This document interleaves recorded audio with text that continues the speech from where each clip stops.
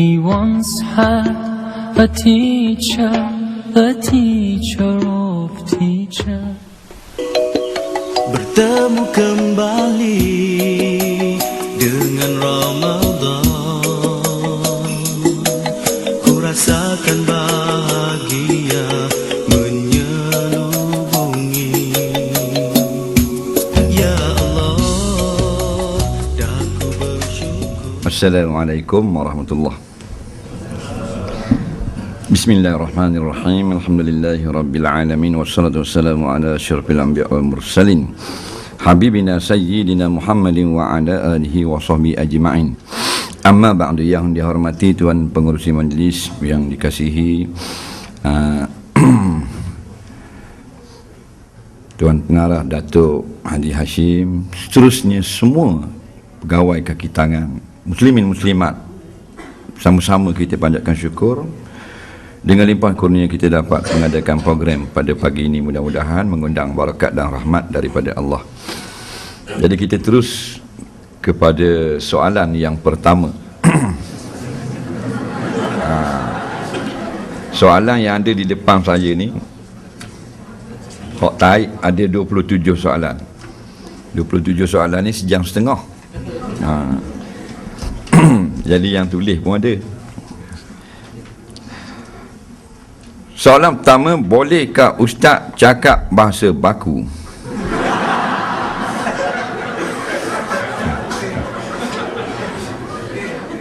Kami tak berapa faham logat Terengganu. Ada juga soalan gini. Ni Ramadan apa ni? Baik, soalan yang sama telah diajukan beberapa tahun yang dulu daripada warga KL. Dia kata, kenapa cakap Terengganu? Nak cakaplah KL. Betul tak KL? Jadi tak silap tahun 2007. 2007. Dia hantar email beberapa orang minta tukar ke bahasa KL. Jadi kita bukan tak boleh cakap KL. Tapi saja kita dengan bahasa Terengganu. Jadi sekurang-kurangnya orang luar boleh tahu bahasa Terengganu, sebab kita ada macam-macam bahasa. Saya suka orang negeri tu, dia cakap bahasa dia. Dia mari Kuala Lumpur, orang Perak cakap Perak, orang negeri cakap negeri, orang Kelantan cakap Kelantan, Terengganu cakap Terengganu. Comel tak gitu? Jadi banyak bila dia cakap je, dia orang akan tanya Perak duduk kat mana. Bila dia cakap je Kelantan duduk kat mana. Orang tahu dah. Itu saja. Jadi orang yang tanya ni 2007 ni, sekarang dia atau email pada tahun 2010.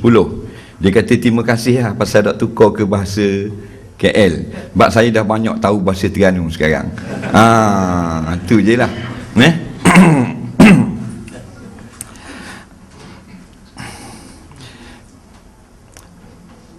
Kalau kita jadi cakap bahasa KL, takut jadi lain pula. Nak ngajar pun susah. Bahasa gesakok je. Kalau bahasa kampung itu senang tak? Sebab saya jumpa baru ni engineer daripada Sarawak. Dia orang Ibang, dia masuk Islam, ada tattoo ni lah, orang Ibang. Cakap Terengganu. Cakap Terengganu. Tanya belajar mana, dalam YouTube.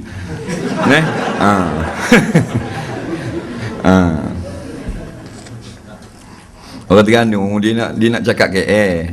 Dia tolak daripada Kemamang, tak ada siapa temeluh lagi, dia nak cakap KL. Sebab tu kata siapa dekat LPT Marang tu, kawan dia nak potong, dia kata jangan tembing potong. Mana ada KL tembing. Tembing itu Terengganu, jangan tebing. Mana jangan cuba memotong.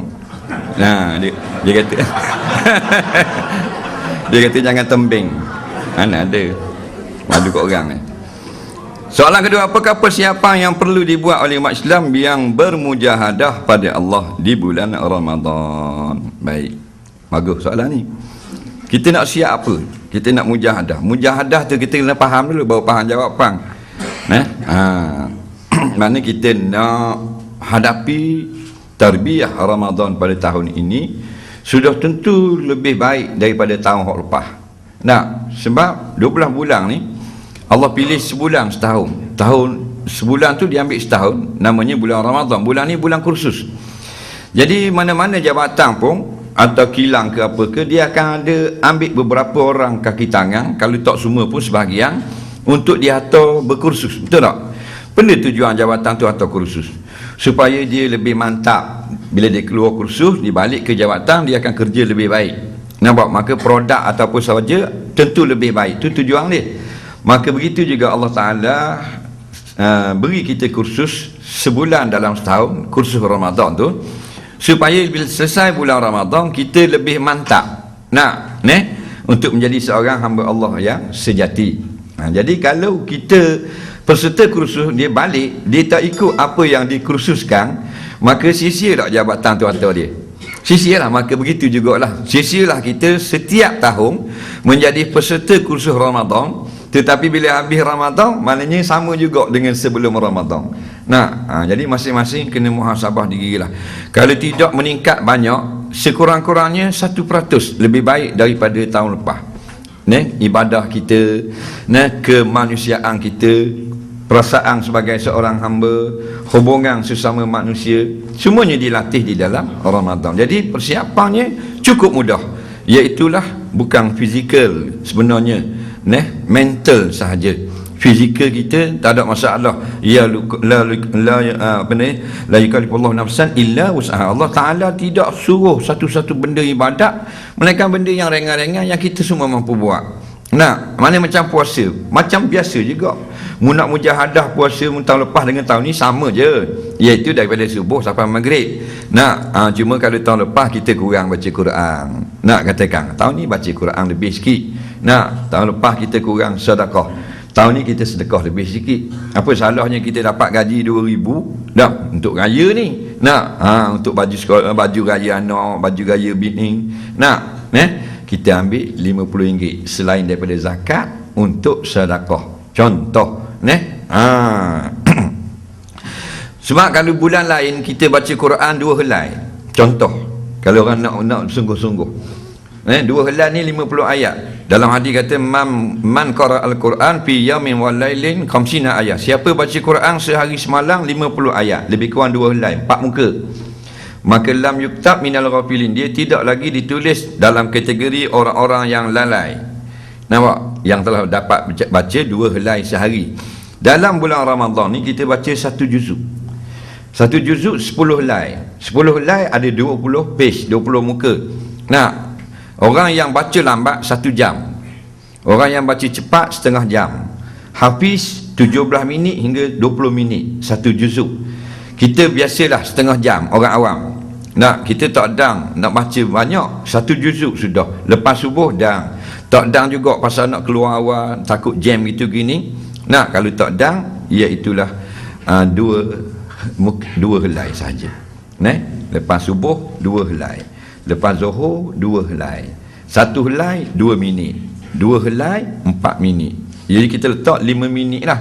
5 minit baca Quran, kita akan dapat tamat 1 juzuk sehari. Sebab 5 kali solat, 5 kali 2 helai, 10 helai, 20 muka surat. Sebulan khatam 30 juzuk. Kerana Nabi khatam 2 kali di bulan Ramadan. Tadarus dengan malaikat Jibril alaihi salam. Itu contoh. Banyak lagi lah benda-benda. Kalau kita duduk saja kok, nak pergi mana nak pergi mana boring iktikaf. Itu yang terbaik. Sebab tu Rasulullah pesan, maknanya bersungguh-sungguh tu daripada awal Ramadan memang lebih baik. Tetapi kalau kita nak uting, orang panggil, kita nak lebih, iaitu 20 Ramadan ke atas, kita kuatkan beribadah. Terutama orang yang menanti-nanti menunggu Lailatul Qadar. Cuma kita terbalik. Awal Ramadan memang kuat, penuh masjid, penuh surau. Masuk 20 pun slow selalu. Pasal jalan tak geluk si stok. Songgo. Banyak. Jadi 20 hari bulan, orang lain kau banyak ke masjid, tunggu Lailatul Qadar. Kita 20 banyak pergi shopping dah. Kedai kain Kamda. Begitu. Apa saja kita buat dalam Ramadan semuanya lebih afdal. Jadi begitu juga dengan puasa kita. Kalau tahun lepas kita puasa nak tak bersemangat dan sebagainya, maka tahun ni kita biar bersemangat. Hari ini hari terakhir sebelum kita mulakan berpuasa, pasangkan cita-cita, rasa gembira, seronoknya, bestnya datang puasa. Kerana kadang-kadang tak ada perasaan tu. Kita hanya seronok bila datang Ramadan, kerana lepas Ramadan akan ada hari raya. Tu je seronok. Sedangkan salafus soleh, dia orang sangat suka kalau boleh nak tembak bunga api bila datang Ramadan, kerana dia akan jadi tetamu Allah. Kita tak boleh nak mari perasaan gitu. Kita orang awam, kita cuba-cuba atau pura-pura, latih-latih, orang panggil buat lolok tak apa dah. Kemudian bila nak sampai nak habis Ramadan, datang rasa duka cita, menangis dan sebagainya. Sebab apa?